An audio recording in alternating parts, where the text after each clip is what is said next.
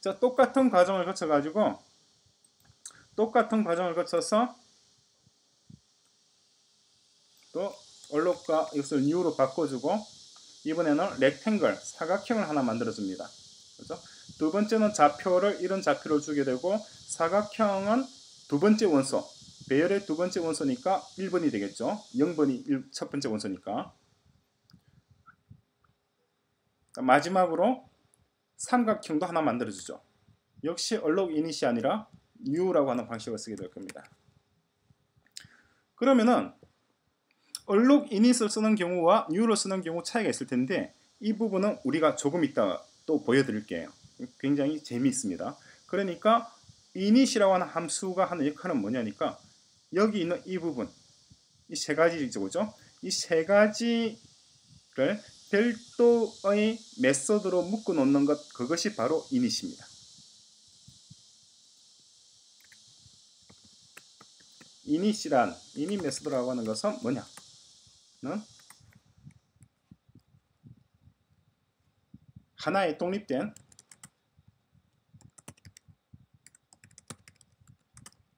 메서드로서 to do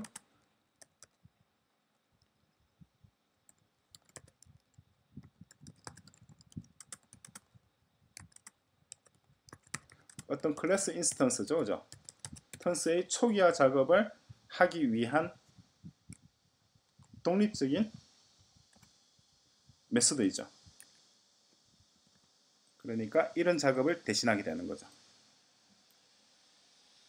조금 있다가 실제로 이 코스, 이 문장들을 init 메소드에 집어넣는 모습도 보여드리도록 하겠습니다. 자, 이렇게 해서 삼각형도 넣고 이번에 색깔이 화이트, 하얀색이 되는군요. 마지막으로 우리가 하려고 하는 것, 그렇죠? 우리가 마지막으로 하려고 하는 것은 릴리즈 다 해줘야 되겠죠? 렉탱글도 릴리즈 그리고 트라이앵글도 릴리즈. 근데 우리가 하려고 하는 거는 이 문장이에요. 이게 제일 중요한 문장입니다. 지금 우리가 이 한 문장을 쓰기 위해서 지금 줄줄이 필요 없다고도 볼 수가 있는데 굳이 지금 여기다 담을 필요가 없긴 합니다만은 나중에 우리가 메인을 만들게 될 때는 이 한 문장이 메인의 전부가 될 거예요. Draw figures 도형을 그려라. 그리고 변수를 두 개로 넘겨주죠. figures 우리가 만든 배열이죠. 그죠? 원소가 3개인 배열 이놈을 말하는 거예요. 이놈이 아니구나. 이 녀석을 말하는 거죠. 그죠? 이 녀석과 숫자 3을 아규먼트로 던져주죠. Draw figures라고 하는. 그죠? 이것 한 문장. 자, 이 한 문장을 작성하기 위해서 나머지 지금까지 이 위에 있는 많은 코드들이 지금 작성되었는데 이 코드들은 조만간 곧 다 사라지게 될 겁니다. 사라지기 전에 어떤 식으로 작동되어 있고 이것이 왜 사라지게 되는지 사라지면 어디로 가는지를 이해를 해야 되겠죠. 자, 그러면은 이 메인 함수를 보니까 대충 감이 오죠. 아하, 배열에다가 원소 3개를 집어넣고 원소 3개 집어넣은 다음 각각의 원소의 좌표, 그림 그릴 좌표를 결정해주고 그리고 각각의 원소의 색깔도 결정해주고 그런 다음에 그리는구나. 그렇죠. 이게 우리 프로그램의 다예요. 그렇죠?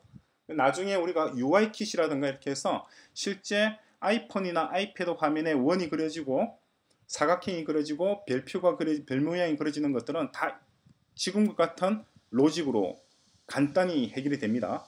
그런데 우리가 지금 UIKit 그림 그리는 모듈은 공부를 하지 않았으니까 일단은 텍스트로 터미널 화면에 출력될 수 있도록 할 거예요. 자, 그러면은 대충 그림이 나오죠. 새로운 단어들이 뭐가 있나요? 여기서 다 새로운 단어들이죠. 그죠? 이 녀석은 새롭지 않죠. 지금 여기서 선언했으니까. 그죠? 그러니까 이 문장 내에서 사용될 수가 있는 거예요. 그런데 서클은 새로운 단어죠. 새로운 단어들만 우리가 표시를 해볼까요? 파란색으로. new는 새로운 단어가 아니죠. 왜? 우리가 파운데이션을 불러올 거니까. 그죠? 여기 위에다 나중에 뭐를 한단 말이에요? 임포트해서 파운데이션을 가져올 거란 말이죠. 그래서 하고 이 단어장을 가져올 거니까 이 단어장 속에 있는 단어들은 우리가 신경 쓸 필요가 없죠. 그죠? 일단 지워 놓겠습니다. 자, 그 다음에 있는 것이 coordinate라고 하는 것도 새로운 단어죠. 그죠? 따라서 이 단어도 우리가 어딘가 정의를 해줘야 될 거예요. 그런데 이것은 struct죠. 그죠? 이걸 보면 알 수 있잖아요. 이런 식으로 원소로 할당하는 것은 struct거나 bear이거나 뭐 그렇게 되는데 지금은 struct입니다. 다음에 이 부분, 그죠? set bounds라고 하는 건 동사죠. 이런 동사도 우리가 정의를 해줘야 되겠죠. 그리고 set color라고 하는 동사도 정의를 해야 될 것이고 이 두 동사를 정의하기 위해서는 circle이라고 하는 클래스에 bounds와 color라고 하는 인스턴스 변수가 들어갈 거라는 거 알 수 있죠. 그 다음에 kblack이라고 하는 상수도 있네요. 이 상수도 우리가 정의를 해줘야 되겠죠. 그런 다음에 rectangle도 new가 있으니까 또 정의를 해줘야 될 것이고 이것은 위에 정의했으니까 냅두고 자, set bounds 이걸 정의를 해줘야 될까요? 위에 해줬잖아요. coordinate은 위에 정의를 했으니까 두 번 다시 정의할 필요 없다고 제가 넘어왔죠. 그죠? 그런데 set bounds도 위에서 정의했으니까 그냥 위에서 했으니까 우리 그냥 넘어가자. 통과. 할 수 있을까요? 할 수 없죠. 왜냐니까 똑같은 이름이라 하더라도 어떻게 된다고 그랬나요? OPS는 명사와 동사가 서로 매칭된다고 그랬잖아요. 그러니까 같은 이름의 동사를 하더라도 주어에 따라서 전혀 다른 동사가 되는 거죠. 그죠? 따라서 동사는 새로이 정의를 해줘야 되는 거예요. set color도 마찬가지 새로이. 왜? 이름만 같다 뿐이지 여기 있는 이 두 동사는 rectangle에 종속된 동사들이고 여기 위에 있는 이 두 동사는 위에 있는 circle에 종속된 circle이라고 하는 클래스에 종속된 동사란 말이죠. 이렇게 객체지향 프로그램이라고 하는 것은 데이터가 되는 클래스와 클래스의 인스턴스와 그러한 데이터를 주어 삼아 술부를 구성하게 될 동사들이 하나의 묶음으로서 클래스라고 하는 이름 속에 들어가 있는 거예요. 그죠?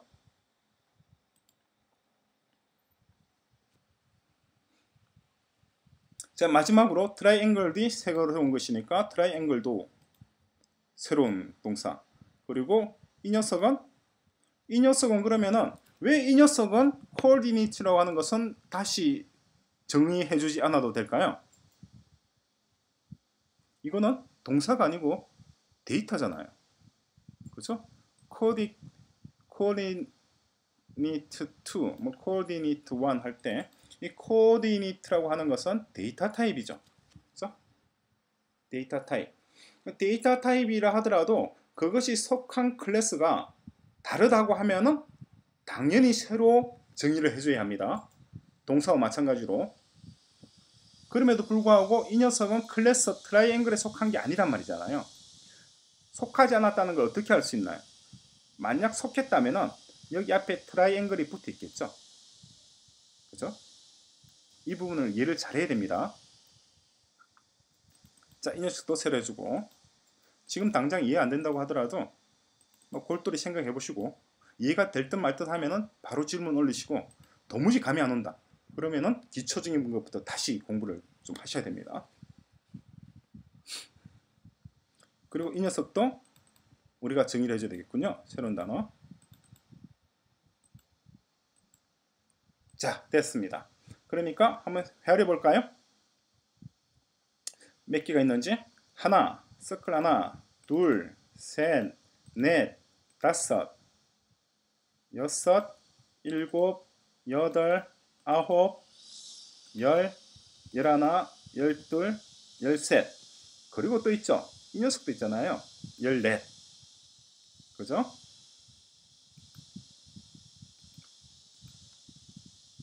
총 14개의 단어들이 우리가 정리를 해줘야 되겠죠. 그죠? 총 정의해야 될 것이 14개의 단어다.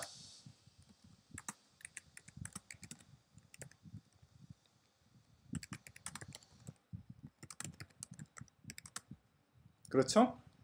그 중에서 동사는 몇 개고 명사는 몇 개인가요? 나오니 명사가 하나, 둘, 상수도 명사죠. 셋, 넷, 다섯, 여섯, 일곱이네요. 그럼 당연히 동사는 7이 되겠죠. 그죠? 그래서 명사라고 하는 것은 데이터죠. 그죠? 그리고 verb라고 하는 것은 펑션이나 메소드를 말하는 거겠죠. 있습니다. 그죠? 14개를 define 해야 되는데 define으로 끝나는 게 아니죠. 명사는 define만 하면 되지만 동사는 어떻게 해야 되나요? 죄송합니다. declare죠. 그죠? declare. 14개를 우리가 선언을 해줘야지 이 14개의 단어들을 이용해서 장문, 글짓기를 할 수가 있는 거잖아요. 그렇죠? declare 해야 될 게 14개다. 그러면은 declare로 끝나는 게 아니다. 데이터의 경우는 declare만으로도 얼마든지 사용할 수가 있어요. 볼까요? 우리가 id figure 해가지고 3개의 원소를 가진 배열이다. 그 데이터 타입은 id다. 그러니까 이 원소에 뭐가 들어갈지 나도 모르겠다. 라고 선언을 했죠. 선언을 한 것만으로 얼마든지 밑에 피규어 제로도 갖다 쓰고 피규어 1번도 갖다 쓰고 2번도 갖다 쓰고 하잖아요. 이렇게 데이터는 선언만으로도 사용할 수가 있습니다. 하지만 동사는 어떻게 되나요? 동사는 declare로 끝나는 것이 아니고 define까지 해줘야겠죠.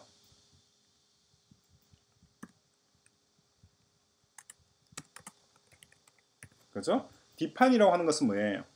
그 동사의 동작 과정을 설명하는 거죠. 그게 뭐죠? implementation이잖아요. 그죠? 간단하죠? 나중에는 이 한 문장만 빼고 나머지는 몽땅 다 다른 파일 속에 집어넣어 버릴 수가 있습니다. 어쨌거나 그럼 이제 7개의 명사와 7개의 동사를 정의하는 방법에 대해서 살펴보죠.